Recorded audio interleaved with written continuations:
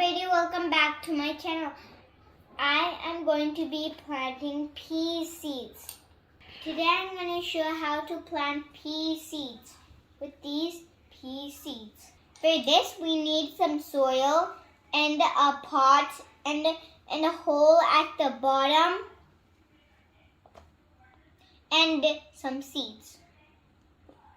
We also got this stick so we can make impressions and make some holes for the seeds, for the 5 seeds. Okay, let's get started. Make a hole and now put the seed.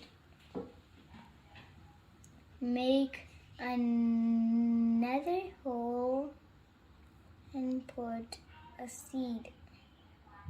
And make another hole to put a seed.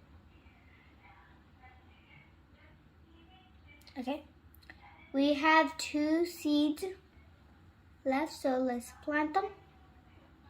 And now we have 4 seeds. We have to put this last seed in the center. I put 1, 2, 3, 4, 5. Okay, let's cover up. Put the soil on top of it. Wait for it to grow and we could plant it outside. First, let's water it.